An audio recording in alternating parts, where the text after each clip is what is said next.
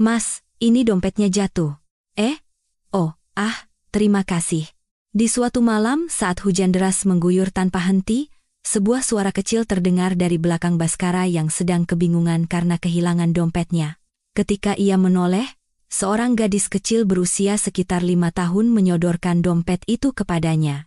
Baskara segera menyadari ada yang aneh dengan penampilan anak itu. Di tengah cuaca dingin ini, ia hanya mengenakan kaos tipis yang kotor dengan bibir yang membiru. Di pipinya, entah kenapa, terlihat bekas lebam kebiruan. Tanpa pikir panjang, Baskara melepas jaketnya dan menyelimuti bahu gadis kecil itu. Tidak apa-apa, semua akan baik-baik saja, bisiknya. Sejak saat itu, kehidupan pria yang selama ini hanya dihabiskan untuk bekerja dan menjalani hari-hari yang monoton mulai berubah drastis. Pukul 7 pagi, di sebuah bengkel redup di gang sempit kawasan padat penduduk Jakarta Timur, suara mesin bubut mulai menggema.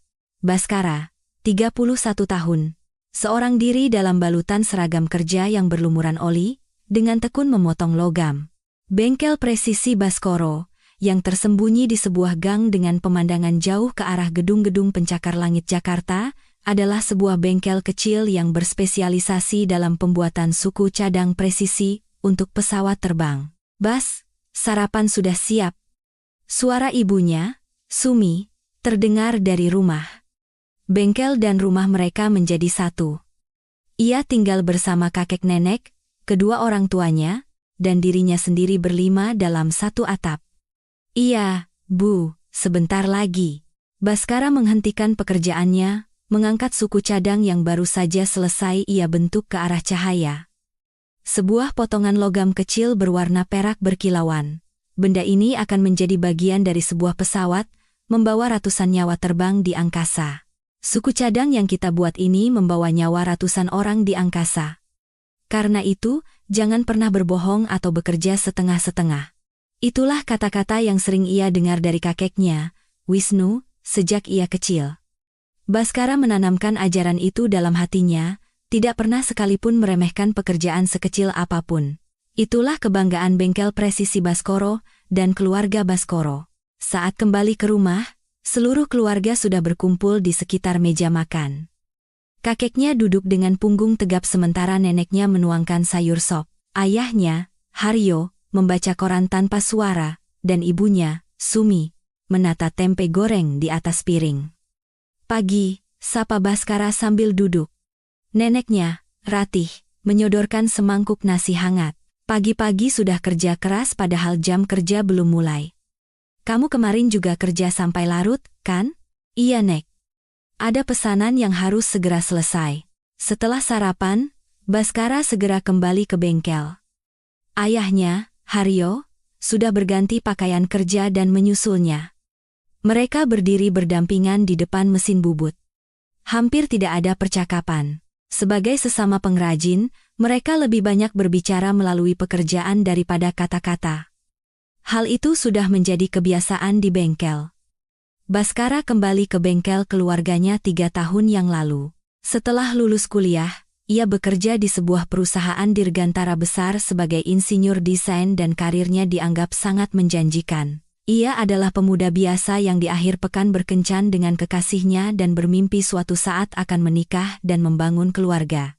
Sepertinya aku akan menjalani hidup sebagai karyawan kantoran selamanya, pikirnya saat itu. Namun, kondisi berubah ketika kakek Wisnu jatuh sakit. Aku mau pulang ke rumah. Kakek sakit, dan ayah tidak bisa mengurus bengkel sendirian. Ketika Baskara mengatakan itu, reaksi kekasihnya begitu dingin. Rumahmu itu kan cuma bengkel kecil di pinggiran kota, katanya sambil menghela napas. Aku ingin kehidupan yang stabil selamanya. Aku tidak bisa melihat masa depan denganmu lagi.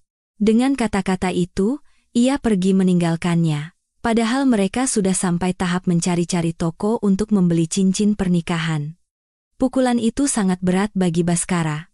Sejak saat itu, ia menjauhkan diri dari urusan asmara. Ia menolak ajakan kencan buta, dan tidak pernah mau dijodohkan. Kalau aku tidak bekerja di perusahaan besar, apa aku tidak punya daya tarik sama sekali? Dengan perasaan rendah diri seperti itu, ia mengubur dirinya dalam pekerjaan. Suatu malam di akhir Januari, ramalan cuaca memperingatkan akan datangnya hujan lebat disertai angin kencang di seluruh wilayah Jabodetabek. Seperti biasa, Baskara bekerja lembur di bengkel hingga larut malam. Ketika ia kembali ke rumah, keluarganya sudah selesai makan malam. Makanan untuknya sudah disiapkan di atas meja, ditutupi tudung saji. Selamat makan. Setelah selesai makan dalam diam, Nenek Ratih memanggilnya. Bas, maaf ya, kecap manis habis. Bisa tolong belikan di minimarket? Tentu, Nek. Di luar, hujan mulai turun dengan deras. Baskara mengenakan jaket tebal, memasukkan dompet ke sakunya, dan melangkah keluar. Dingin sekali. Begitu ia mulai berjalan, angin bertiup kencang, membuat hujan turun menyamping dengan ganas. Baskara bergegas menuju minimarket, membeli kecap, dan buru-buru pulang. Di tengah jalan, saat ia merogoh sakunya. Loh, dompetku? Ia panik dan mencari-cari, tapi dompetnya tidak ada dimanapun. Ia yakin masih memegangnya saat membayar di kasir. Mungkin jatuh di jalan? Baskara kembali menyusuri jalan yang tadi ia lewati sambil mencari dompetnya. Tepat sebelum sampai di minimarket, sebuah suara terdengar. Mas, ini dompetnya jatuh. Oh. Terima kasih. Ketika ia menoleh, seorang gadis kecil berusia sekitar 5 tahun memegang erat dompetnya dengan kedua tangan. Kamu yang menemukannya? Wah, terima kasih banyak, ya. Baskara mendekati gadis itu dengan lega. Namun, saat ia mengulurkan tangan untuk mengambil dompetnya, ia merasakan firasat aneh. Di tengah hujan deras seperti ini, anak itu tidak memakai jas hujan, hanya kaos tipis yang kotor dan celana sobek. Bibirnya ungu dan seluruh tubuhnya gemetar, dan di pipinya terlihat bekas lebam kebiruan. Dik, kenapa sendirian malam-malam begini? Ayah dan ibumu di mana? Rumahmu di mana? Mendengar pertanyaan Baskara, tubuh gadis kecil itu menegang. Dengan mata ketakutan, ia hanya menggelengkan kepala tanpa menjawab. Bekas lebam itu, jangan-jangan dia tidak bisa pulang? Gadis itu mengangguk. Merasakan ada sesuatu yang sangat tidak beres, Baskara tanpa ragu melepas jaket tebal yang dikenakannya dan menyelimuti bahu kecil gadis itu. Tidak apa-apa, semua akan baik-baik saja. Gadis itu mengangkat wajahnya dengan kaget. Rumahku dekat sini. Kalau kamu di sini terus, bisa kedinginan. Di rumah ada ibu dan nenekku. Nanti kita minta mereka buatkan sesuatu yang hangat. Gadis kecil itu ragu sejenak, tetapi sepertinya ia tidak tahan lagi dengan dinginnya malam. Iya, katanya sambil mengangguk pelan. Ketika mereka sampai di rumah dan membuka pintu, Nenek Ratih muncul. Sudah pulang. Terima kasih kecapnya, ya, Nenek Ratih terkejut melihat sosok kecil yang berdiri di belakang Baskara. Dia sendirian di luar, Nek. Kelihatannya tidak punya tempat untuk pulang. Setelah Baskara menjelaskan situasinya, Nenek Ratih berkata, ya ampun, kasihan sekali. Sini, nak, masuk.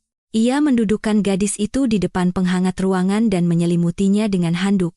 Mendengar keributan, Ibu Sumi juga terbangun dan membuatkan susu hangat. Ini, diminum ya. Terima kasih, Bu. Gadis itu menerima cangkir, meminumnya perlahan dengan mulut kecilnya, dan raut wajahnya mulai rileks. Siapa namamu?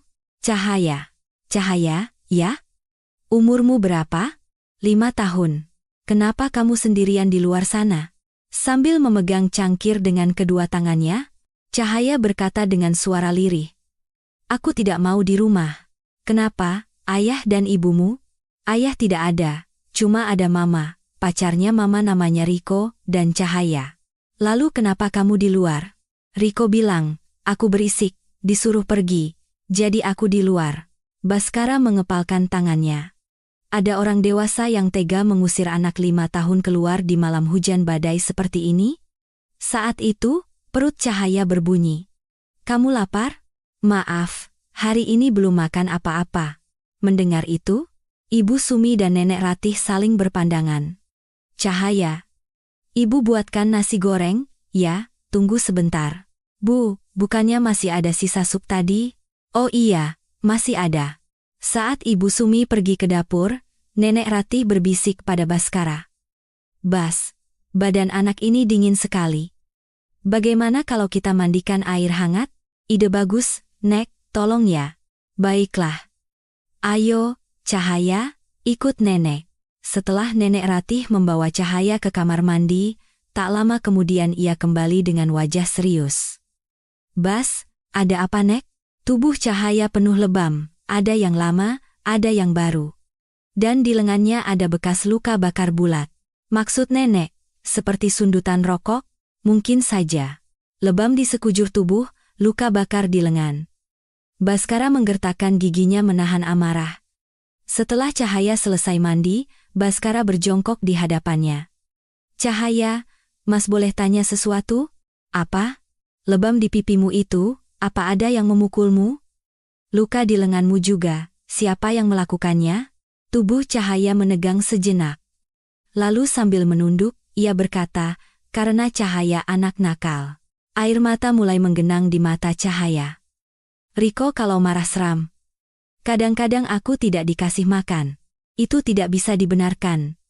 Nenek Ratih dan Ibu Sumi sudah menangis. Aku akan lapor polisi.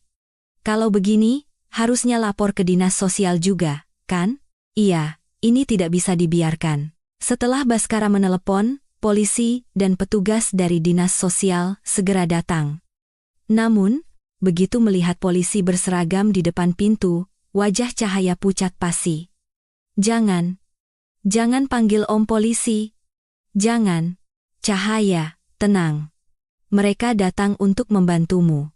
Cahaya mencengkeram erat lengan baju Baskara dan menggelengkan kepalanya dengan kuat. Aku tidak mau pulang. Jangan, aku tidak mau. Cahaya yang panik mulai menangis histeris. Dulu juga Om polisi pernah datang. Waktu aku nangis di luar, tante tetangga panggil polisi. Tapi, setelah itu aku disuruh pulang lagi. Terus, Mama sama Riko jadi makin marah. Suara Cahaya bergetar dan wajahnya menegang. Gara-gara kamu, katanya. Terus aku dipukul terus. Makanya aku tidak mau sama Om polisi. Cahaya semakin erat mencengkeram lengan Baskara. Tolong, suruh mereka pergi. Baskara meletakkan tangannya dengan lembut di kedua bahu Cahaya. Cahaya, lihat mata Mas. Cahaya mengangkat matanya yang basah oleh air mata. Tidak apa-apa. Kali ini, aku janji kamu tidak akan dikembalikan ke sana. Aku janji tidak akan meninggalkanmu sendirian. Janji. Janji? Iya, janji. Baskara mengulurkan jari kelingkingnya di depan Cahaya. Janji kelingking. Ia mengaitkan kelingkingnya dengan kelingking mungil Cahaya. Cahaya menunduk dan mengangguk pelan. Saat masuk ke dalam mobil bersama petugas dinas sosial, Cahaya menatap Baskara dari jendela belakang dengan wajah cemas. Dari balik jendela, mulut Cahaya bergerak, Mas. Setelah itu, Cahaya terus melambaikan tangan sampai mobil itu berbelok di tikungan. Dan entah mengapa, sejak malam itu, Baskara tidak bisa berhenti memikirkan Cahaya. Ia terus khawatir pada gadis kecil yang baru ia temui selama beberapa jam itu. Bagaimana kabarnya sekarang? Apa dia kesepian? Tanpa sadar, ia terus memikirkan Cahaya. Hingga suatu hari, telepon berdering dari dinas sosial. Selamat siang, Pak Baskara. Sebenarnya, sejak datang ke sini, Cahaya terus menangis. Dan dia selalu bilang ingin bertemu dengan Bapak. Wajah Cahaya yang menangis terbayang di benak Baskara, membuat dadanya terasa sesak. Dalam waktu dekat, Cahaya akan dipindahkan ke panti asuhan. Sebenarnya, pendampingan oleh pihak luar tidak diperbolehkan, tapi kami berpikir, agar Cahaya bisa merasa aman saat pindah ke panti, mungkin Bapak Baskara bersedia menemaninya? Karena ibu Cahaya dan kekasihnya, Riko, telah ditangkap, Cahaya akan ditempatkan di sebuah panti asuhan bernama Tunas Harapan. Baik, saya akan menemaninya. Baskara langsung setuju jika ada yang bisa ia lakukan untuk Cahaya. Pada hari pemindahan, Baskara menemani Cahaya dari tempat penampungan sementara dinas sosial. Panti asuhan Tunas Harapan adalah sebuah bangunan tua bergaya kolonial yang telah direnovasi, terletak di tengah kawasan perumahan. Di pintu masuk, mereka disambut oleh seorang pengasuh berusia 29 tahun bernama Dian. "Halo, Cahaya. Selamat datang. Mari kita bersenang-senang bersama, ya."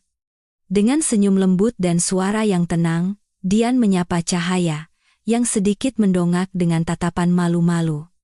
"Mas, tidak tinggal di sini? Mas tidak bisa tinggal di sini. Tapi Mas akan sering datang menemuimu. Benar? Benar. Mau janji kelingking lagi?" "Iya."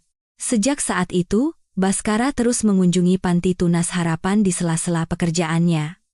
Beberapa kali seminggu, kapanpun waktunya memungkinkan, ia datang untuk membaca buku bersama Cahaya atau bermain di taman. Kesempatan untuk bertemu dengan Dian, sang pengasuh, pun semakin sering. Cahaya dari pagi tadi sudah tidak sabar menunggu kedatangan Mas Baskara. "Loh," kata Dian. "Oh ya, saya senang mendengarnya." Baskara berpikir hari-hari akan berlalu dengan tenang. Namun, luka di hati Cahaya ternyata jauh lebih dalam dari yang ia bayangkan. Suatu malam, ponselnya berdering dari panti tunas harapan. "Maaf mengganggu malam-malam." Cahaya mimpi buruk dan sekarang sedang panik. Dia terus memanggil-manggil Mas. Baskara segera melajukan mobilnya. Saat masuk ke kamar Cahaya, ia melihat anak itu meringkuk di sudut tempat tidur, sambil memegang erat selimut, menangis tersedu-sedu. Maaf, aku akan jadi anak baik, jangan pukul lagi." Baskara duduk di samping Cahaya yang terus mengigau.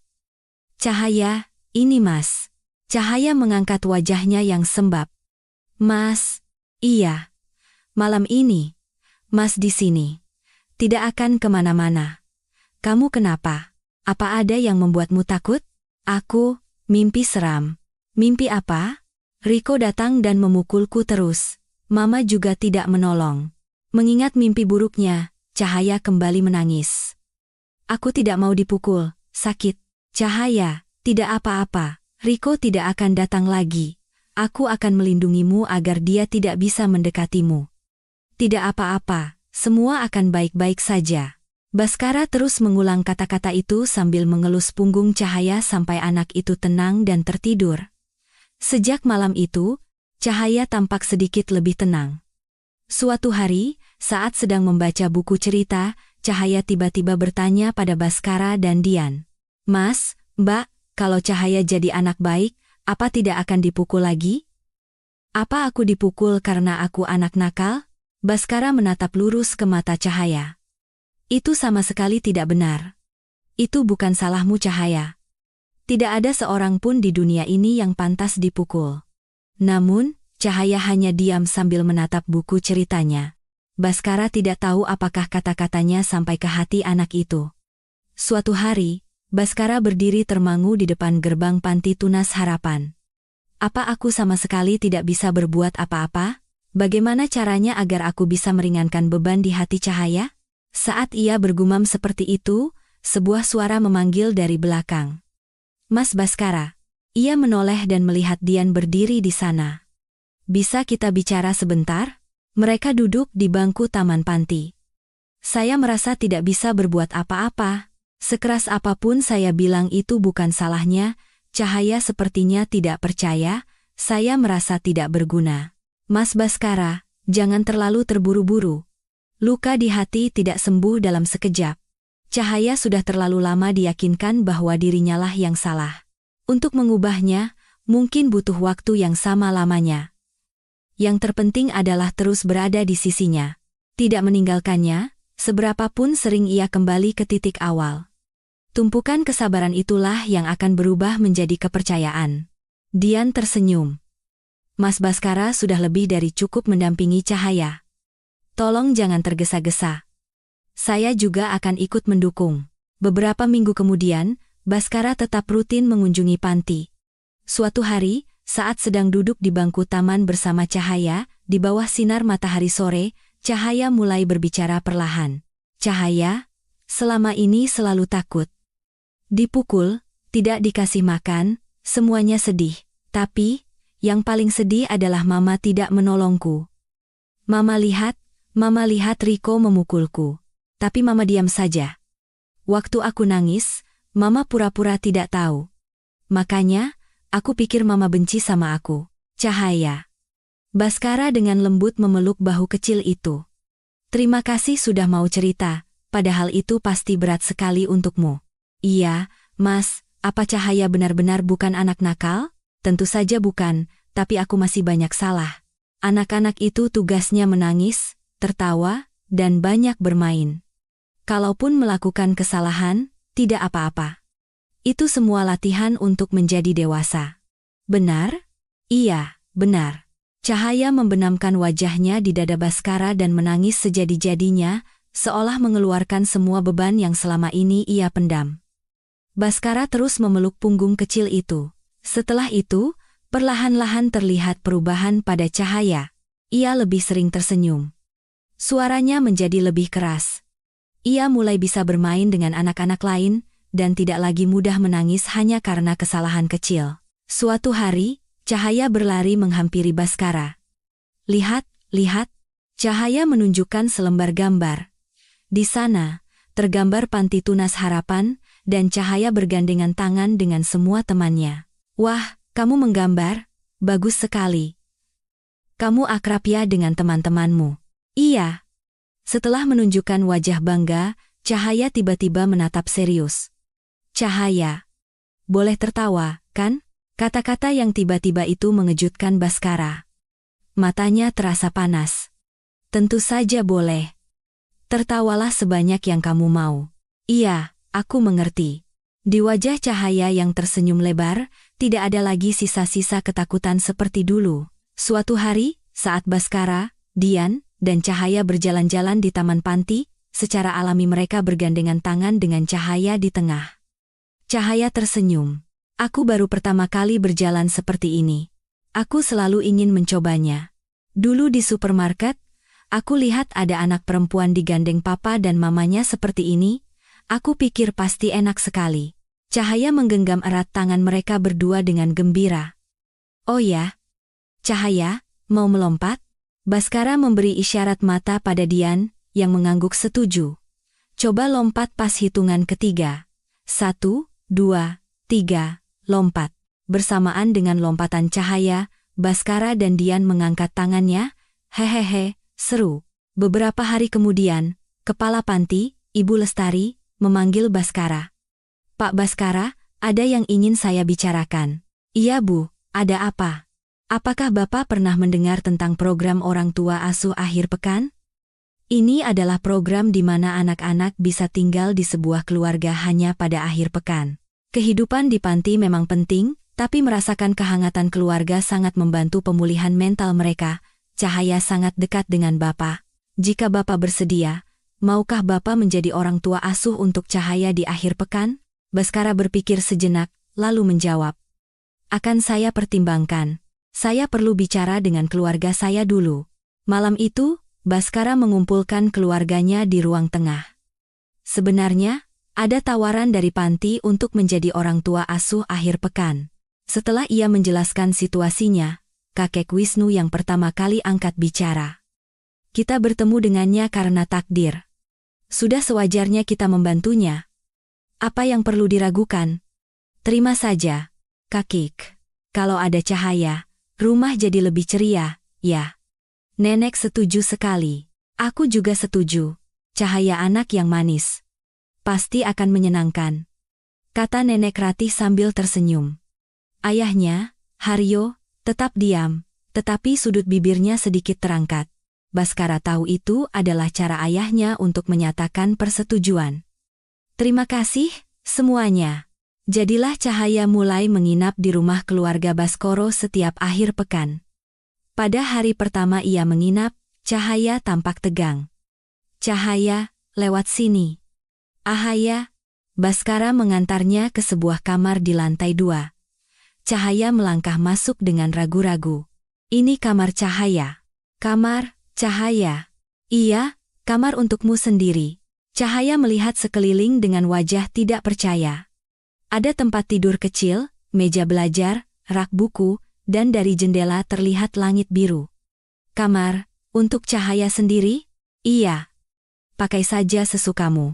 Terima kasih, Mas, mata Cahaya berbinar-binar. Saat makan malam, Meja dipenuhi berbagai lauk pauk dan aroma hangat masakan memenuhi ruangan. "Cahaya, jangan malu-malu, makan yang banyak ya," kata Nenek Ratih dengan lembut. "Selamat makan." Cahaya dengan ragu-ragu mengambil sepotong semur daging. "Enak, syukurlah." Seluruh keluarga memandang dengan gembira saat Cahaya makan dengan lahap. Malam itu, saat Baskara hendak tidur, pintu kamarnya terbuka pelan. Cahaya berdiri di sana dengan wajah cemas. "Ada apa? Tidur sendirian?" "Sepi. Boleh tidur sama Mas?" "Oh, begitu. Boleh." Baskara menyingkap selimutnya, dan Cahaya menyelinap masuk. "Selamat tidur." Cahaya segera tertidur pulas. Sambil menatap wajahnya yang damai, Baskara berpikir, "Aku tidak ingin anak ini merasakan kesepian lagi." Sementara Cahaya semakin akrab dengan keluarga Baskoro, hubungan Baskara dan Dian juga semakin dekat. Mereka semakin sering berbicara saat Baskara menjemput atau mengantar Cahaya. Suatu hari, Dian mulai bercerita tentang dirinya. "Waktu saya kecil, ayah saya pergi meninggalkan kami. Dia meninggalkan banyak utang dan tiba-tiba menghilang. Sejak itu, saya tinggal berdua dengan ibu. Tapi ibu jatuh sakit karena terlalu lelah bekerja saat saya SMP dan tidak pernah sembuh. Jadi, masa SMA saya habiskan di panti asuhan ini. Karena itu, saya memilih pekerjaan ini, karena saya ingin mendampingi anak-anak yang bernasib sama seperti saya. Ada satu alasan lagi. Dulu saya pernah operasi karena penyakit kandungan. Dokter bilang, kemungkinan saya untuk hamil di masa depan sangat kecil. Waktu itu saya punya pacar, dan saya menceritakan semuanya dengan jujur. Tapi akhirnya orang tuanya menentang, dan kami putus. Sejak itu, saya menyerah pada kebahagiaan normal seperti menikah atau punya anak. Tapi karena saya suka anak-anak, sekarang saya menganggap anak-anak panti ini sebagai anak saya sendiri. Itulah kebahagiaan bagi saya." Baskara menatap wajah Dian yang bercerita dengan tenang. Ia tidak menyangka, Dian yang selalu ceria menyimpan luka sedalam itu. Saat itu, secara alami muncul perasaan dalam diri Baskara, "Aku ingin melindungi wanita ini." Setelah beberapa lama menjadi orang tua asuh, Baskara mulai berpikir untuk mengadopsi Cahaya secara permanen. Namun, saat itu ia dilanda kecemasan. Seorang teman yang juga memiliki bengkel di dekatnya berkata, "Bengkelku bulan depan tutup, pesanan makin sedikit karena direbut perusahaan luar negeri. Sepertinya sudah waktunya." Kata-kata itu terasa berat di hati Baskara. "Ini bukan masalah orang lain. Bengkel kami juga akhir-akhir ini pekerjaannya berkurang. Kalau aku mengadopsi Cahaya, apa aku bisa menghidupinya dengan layak? Kalau bengkel ini bangkrut, bukankah aku malah akan membuatnya menderita?" Baskara menceritakan kegelisahannya pada Dian.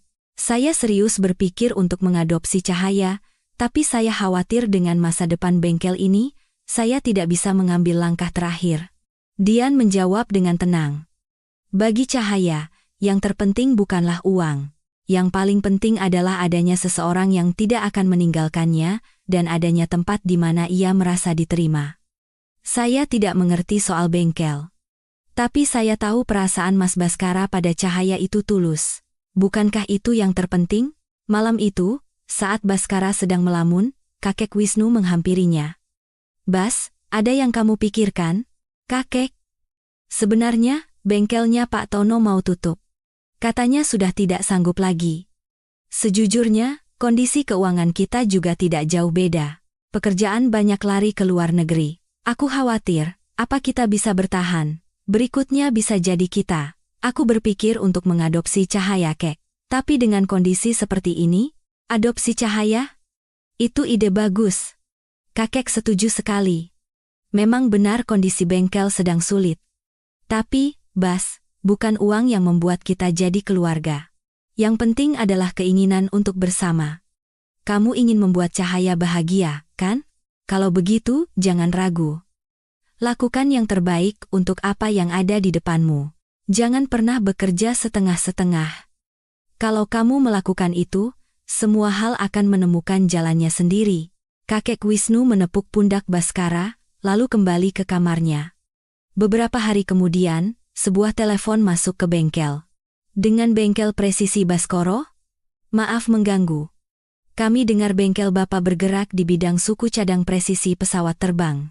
Iya, betul. Ada yang bisa dibantu? Sebenarnya, proyek perusahaan kami membutuhkan suku cadang dengan tingkat presisi yang sangat tinggi. Kami ingin sekali meminta bantuan dari bengkel presisi Baskoro. Kenapa bengkel kami? Kami dengar, pesawat yang menggunakan suku cadang dari perusahaan Anda telah terbang selama puluhan tahun tanpa kecelakaan. Setelah kami selidiki, ternyata Anda memiliki teknologi yang luar biasa. Kami menelepon karena percaya pada rekam jejak itu. Setelah menutup telepon, Baskara bergumam tanpa sadar. Kakek benar. Kalau kita bekerja dengan tulus, pasti ada yang melihat. Kata-kata kakeknya bergema di dalam hatinya. Dengan masuknya pekerjaan baru ke bengkel, hati Baskara pun menjadi lebih lega. Suatu hari di panti tunas harapan, Cahaya mendekati Baskara dan Dian. Mas, Mbak Dian, boleh Cahaya tanya? Cahaya berkata dengan malu-malu, Papa dan Mama itu, orang yang membuat kita merasa aman saat bersama mereka, kan? Baskara teringat pada kedua orang tuanya. Kalau dipikir-pikir, mungkin begitu ya. Makanya, aku ingin Mas Baskara dan Mbak Dian jadi Papa dan Mamaku. Baskara dan Dian saling berpandangan. Tidak boleh, ya? Cahaya menatap mereka dengan cemas, tetapi juga penuh harap. Saat itu, Baskara membulatkan tekadnya. Aku akan menjadi ayah Cahaya. Bukan hanya aku, tapi bersama Dian. Saat hendak pulang hari itu, Baskara memanggil Dian. Mbak Dian, soal yang dikatakan Cahaya tadi. Iya. Wajah Dian memerah. Baskara menarik napas dalam-dalam. Aku suka sama Mbak Dian. Waktu aku bingung soal Cahaya, kata-kata Mbak Dian sangat membantuku. Aku sangat berterima kasih. Mbak Dian adalah orang yang kuat tapi juga rapuh, selalu tegar meski menghadapi banyak masalah. Aku ingin melindungimu. Mbak Dian, maukah menjadi orang tua Cahaya bersamaku? Terima kasih. Aku juga suka sama Mas Baskara. Tapi, apa benar tidak apa-apa denganku? Aku tidak bisa punya anak. Aku bahkan tidak bisa memberikan adik untuk Cahaya. Mungkin ada orang lain yang lebih pantas untuk Mas. Melihat Dian yang meneteskan air mata, Baskara segera menggelengkan kepala. Aku mengatakan ini karena aku sudah tahu semua itu. Bukan hanya ikatan darah yang menjadikan kita keluarga. Cahaya yang mengajarkan itu padaku. Aku ingin membesarkan Cahaya bersama Mbak Dian. Aku ingin membangun keluarga kita sendiri. Setelah Baskara selesai bicara, Dian menutupi wajahnya dengan kedua tangan. Aku tidak pernah menyangka hari seperti ini akan datang. Aku sudah memutuskan untuk hidup sendiri. Aku sudah lama menyerah pada kebahagiaan biasa. Mbak Dian, maukah menikah denganku? Mendengar lamaran Baskara, Dian mengangguk berkali-kali sambil menangis. Selama ini, aku selalu merasa diriku tidak lengkap. Tapi setelah bertemu Cahaya, aku mulai berharap, apa aku juga bisa menjadi seorang ibu?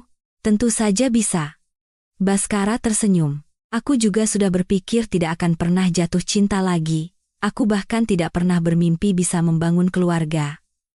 Tapi setelah bertemu Cahaya dan Mbak Dian, aku menemukan orang yang ingin aku lindungi. Itulah yang mengubah hidupku. Mbak Dian, mari kita bangun bentuk kebahagiaan kita sendiri, bersama-sama. Iya. Dian mengangguk mantap sambil menyeka air matanya. Setelah itu, Baskara dan Dian menikah, dan pertama-tama menjadi orang tua asuh Cahaya. Cahaya, mulai hari ini kita tinggal bersama, ya, hari ini kita rayakan. Saat meninggalkan panti, Baskara berkata seperti itu. Cahaya menjawab dengan sedikit malu, iya, ayah, ibu. Baskara dan Dian saling berpandangan. Mata keduanya berkaca-kaca. Segera setelah itu, mereka mengajukan permohonan adopsi khusus. Selama beberapa bulan menunggu putusan pengadilan, Cahaya sering bertanya, "Kita kapan jadi keluarga?" "Sebentar lagi, sabar ya." Hingga suatu hari, sepucuk surat datang dari pengadilan negeri. Sudah disetujui. Suara Baskara bergetar saat membuka amplop dan membaca isinya. Cahaya resmi menjadi putri kita. Benar? Berarti, mulai hari ini nama Cahaya jadi Cahaya Baskoro, ya? Iya, sayang. Nama kamu sekarang Cahaya Baskoro. Dian memeluk Cahaya. Dalam pelukannya, Cahaya terus mengulang namanya. Cahaya Baskoro. Cahaya. Cahaya, kita akan selalu bersama selamanya. Iya, selamanya bersama. Aku sayang ayah dan ibu. Mereka bertiga berpelukan erat untuk waktu yang lama. Keluarga Baskoro juga menyambut hangat status baru Cahaya sebagai anggota keluarga resmi. Cahaya, selamat ya. Iya. Saat Cahaya memeluk Nenek Ratih, neneknya dengan lembut mengelus kepalanya. Nenek buyut akan lebih memanjakan Cahaya lagi mulai sekarang. Nek, jangan berlebihan. Baskara tersenyum masam. Ibu Sumi menimpali. Loh, neneknya kan saya. Ibu itu nenek buyut. Oh, benar juga ya. Haha. Kakek Wisnu dan Ayah Haryo juga memandang Cahaya dengan raut wajah yang lembut. Tahun itu, saat Cahaya masuk SD, tibalah hari olahraga pertamanya. Pagi-pagi sekali saat masih gelap, Baskara sudah memakai sepatu di depan pintu. Bas, sudah mau berangkat? Iya Bu. Katanya siapa cepat dia dapat tempat yang bagus. Kamu sudah benar-benar jadi ayah, ya. Ah, ibu ini. Baskara tersenyum malu-malu dan berangkat. Setelah itu, Dian menata rambut Cahaya yang baru bangun tidur. Hari ini ayah akan mengambil banyak foto saat Cahaya berjuang, jadi kita harus dandan yang cantik, ya? Iya. Cahaya menatap dirinya di cermin dan tersenyum senang. Seluruh keluarga Baskoro datang ke acara olahraga itu. Saat Cahaya berlari di lomba lari, saat ia berjuang melempar bola di permainan lempar bola, Dian dan Ibu Sumi bersorak-sorai, sementara Baskara sibuk menekan tombol kamera. Saat pulang, Ayah Haryo yang biasanya pendiam berkata pada Cahaya, "Cahaya, mau makan es krim sebelum pulang?" "Boleh, Kek?" "Boleh." Tadi larinya hebat. Baskara menatap ayahnya dengan kaget. Ibu Sumi berbisik di telinganya. "Ayahmu itu, meskipun diam, sebenarnya dia sangat sayang pada Cahaya." Setelah itu, keluarga Baskoro terus mengukir kenangan dan tanpa terasa 20 tahun telah berlalu. Karena ingin membantu anak-anak yang bernasib sama dengannya dari sudut pandang yang sama, Cahaya mengambil jurusan kesejahteraan sosial di universitas. Setelah lulus, ia bekerja sebagai pekerja sosial di dinas sosial. Dan hari ini, di usianya yang ke-25, Cahaya melangsungkan pernikahan. Ruang resepsi diselimuti cahaya hangat, dan para tamu undangan memberikan restu tulus kepada kedua mempelai. Selanjutnya, kita akan mendengarkan surat dari mempelai wanita untuk kedua orang tuanya. Mendengar ucapan pembawa acara, Cahaya, dalam balutan gaun pengantin putihnya, berdiri. Dengan mata berkaca-kaca dan tangan gemetar, ia membuka suratnya. "Ayah, Ibu, terima kasih telah membesarkanku hingga hari ini, anak yang tidak memiliki ikatan darah dengan kalian. Ayah, aku masih ingat dengan jelas malam hujan badai 20 tahun yang lalu. Saat aku diusir dari rumah, kedinginan, dan kebingungan, aku tidak sengaja menemukan sebuah dompet. Dan pemiliknya adalah ayah. Ayah memberikan jaket ayah padaku yang saat itu begitu kotor dan kumal. Lalu ayah berkata, 'Tidak apa-apa, semua akan baik-baik saja.' Aku takut pada orang dewasa. Aku pikir jika aku meminta tolong, aku akan mengalami hal yang lebih buruk lagi. Karena itu, pada awalnya aku tidak bisa mempercayai ayah. Aku takut diperlakukan baik, takut suatu saat akan dikhianati lagi, dan selalu merasa cemas. Tapi ayah terus-menerus memegang tanganku dan berkata, 'Tidak apa-apa.' Ucapan, 'tidak apa-apa' dari ayah. Tanpa sadar, setiap kali aku merasa cemas, aku selalu teringat suara ayah. Sampai sekarang pun begitu. Saat mengalami kesulitan, aku bisa mendengar suara, 'Tidak apa-apa' dari ayah di dalam hatiku, dan itu benar-benar membuatku merasa semuanya akan baik-baik saja. Ucapan 'tidak apa-apa' dari ayah akan selalu menjadi harta karun yang aku simpan selamanya." Selanjutnya, Cahaya menatap ibunya, Dian. "Ibu, terima kasih telah memberiku begitu banyak cinta. Ibu ingat kata-kata yang pernah ibu ucapkan padaku? Dengan adanya Cahaya, ibu juga merasa terselamatkan. Bagi diriku yang masih kecil saat itu, kata-kata itu begitu membahagiakan. Kehadiranku bisa membuat seseorang bahagia. Aku merasa bahwa aku adalah sosok yang pantas untuk ada. Ayah dan ibu bukanlah orang yang melahirkanku, tapi kalian telah memilihku. Kita mungkin tidak terhubung oleh darah, tapi kita terhubung oleh hati. Aku bisa mengatakan itu dengan bangga. Tanpa ayah dan ibu, aku tidak akan ada di sini hari ini. Sungguh, terima kasih banyak. Dulu, sekarang, dan selamanya, aku akan selalu menyayangi kalian. Setelah Cahaya selesai membaca suratnya, keheningan menyelimuti ruangan, diselingi isak tangis dari berbagai sudut. Baskara dan Dian, yang secara alami saling menggenggam tangan, merasakan luapan rasa syukur yang tak terlukiskan dengan kata-kata. Malam hujan badai itu, Baskara hanya tidak tega membiarkan gadis kecil di hadapannya. Ia tidak berpikir macam-macam. Karena anak itu tampak kesepian dan kedinginan, ia memberikan jaketnya. Karena anak itu ketakutan, ia berkata, "Tidak apa-apa. Kebaikan kecil itulah yang membawa kebahagiaan hari ini, hanya itu. Bukan hanya ikatan darah yang menjadikan kita keluarga. Justru karena tidak ada ikatan darah, kita berusaha menjadi keluarga. Dalam proses saling menopang, mengerti, dan hidup bersama, kita menjadi sebuah keluarga. Cahaya, terima kasih telah lahir ke dunia ini."